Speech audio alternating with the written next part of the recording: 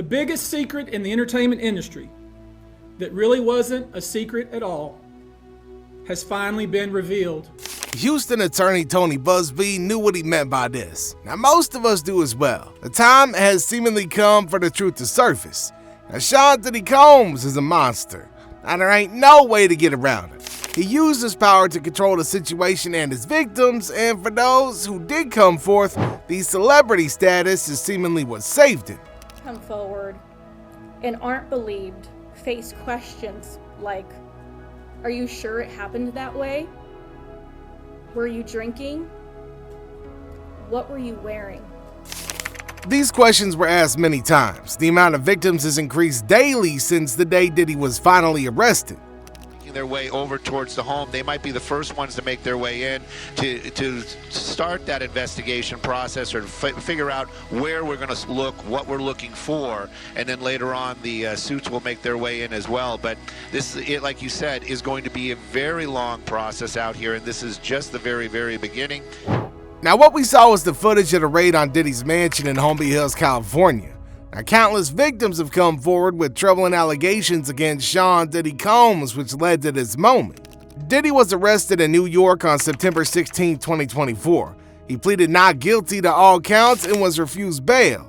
Homeland Security raided his Los Angeles home earlier this year as part of an ongoing federal sex trafficking, racketeering, and many other investigations charges. The indictment went public on September 17, 2024.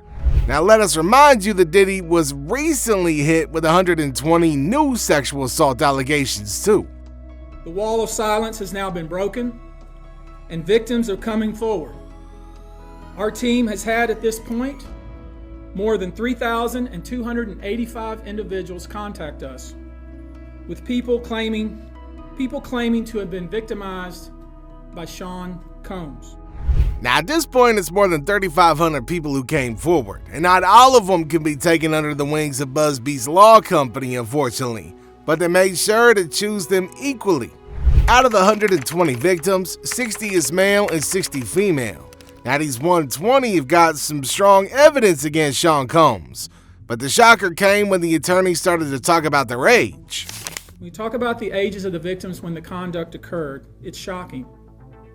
Our youngest victim at the time of the occurrence was 9 years old. We have an individual who was 14 years old. We have one who was 15.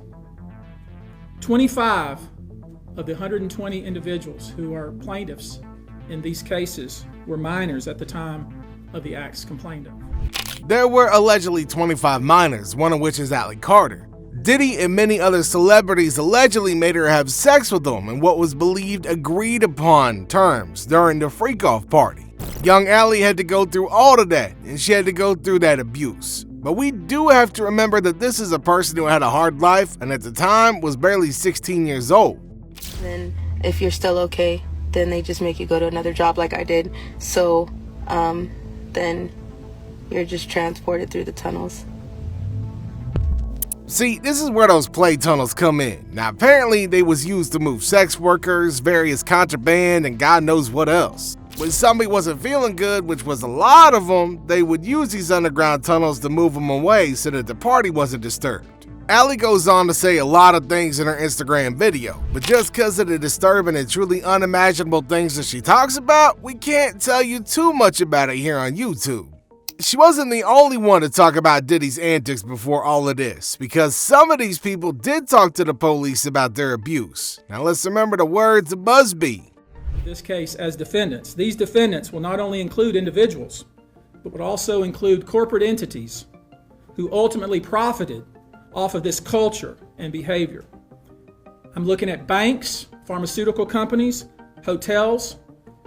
Does this include police departments as well, since they was the ones who had to intervene sooner?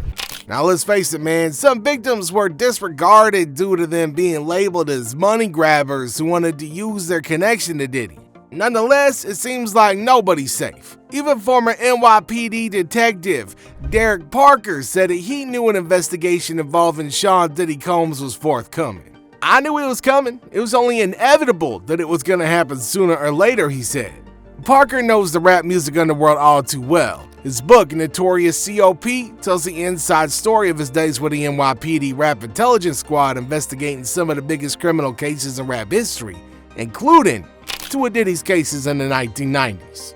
He also said that the government is gathering the cooperators that they got so far, and they're giving them information, explicit information about P. Diddy and some of the things that he's done. He then added that they're taking that information and they're utilizing it in a big case against him.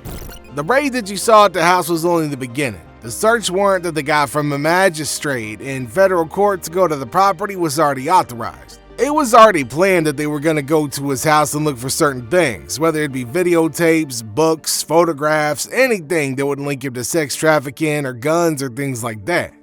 Combs is facing a mounting list of lawsuits that allege abuse and sexual assault by multiple victims spanning over 30 years. Rap was different back then, Parker said. Now he's definitely right. Doing the things that Diddy did would basically mark you as a dead man walking in most of the world's gangs. But it seems that Diddy's gang is more evil and satanic than most. Now when we say his gang, we mean all the influential people who were bystanders, helpers, and even accomplices in these terrible acts of crime. The entertainment industry has had its fair share of scandals, but it's looking like the whole Diddy case is turning out to be way more twisted and evil than anything we've seen so far. But what's happening with the rumors about the notorious underground tunnels that are connecting Diddy's mansion allegedly with Michael Jackson's house, and somebody also said with a Playboy mansion? Many people on the internet spoke about the underground tunnels that connected to the rapper's pool, suggesting that it led to other places and was used for sinister purposes. Now, we can say that there's a whole conspiracy theory regarding the existence of these tunnels. And let's address the most popular one. The Diddy tunnel was connected to the mansion of the late Michael Jackson. Your thoughts right now on the situation and the timing of this tragedy? Yeah, I mean, he's just somebody that changed my life. You know what I'm saying? Somebody I'll always love and cherish. Now, these two didn't appear to share a strong bond despite all the things that Diddy said. Now, shocker, right? You really can't trust a lot of things that man says. They was only seen partying together once during Diddy's VMA celebration in 2003. It's important to note that no credible sources have claimed Diddy had tunnels connected to Michael Jackson's home. And no, the TikTok detectives aren't a credible source. In March 2024, Reuters fact-checked a social media allegation that was leaked by a fabricated CNN graphic. Now, there's some rumors were drawn on a map showing their apparent network to other homes in the area from Diddy's mansion. According to Reuters, there are no credible reports of underground tunnels on his property. But for now, we don't really have anyone official, not in the police or even the criminal himself, confirming or denying the existence of these alleged underground plague tunnels. Another conspiracy that surfaced was also made by the mentioned TikTok detectives. It's regarding the connection between Combs and the Playboy mansion.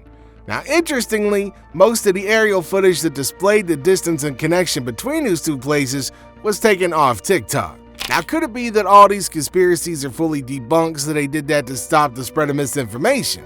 Or maybe it was because Diddy's got some dirt on them too. Now, only time's gonna tell. For now, the only thing we do know is that regardless if these tunnels is confirmed or not, Diddy's still a monster that's gonna be locked up for a long time. But y'all think that he can somehow get away with it? Let us know what you think in the comments below.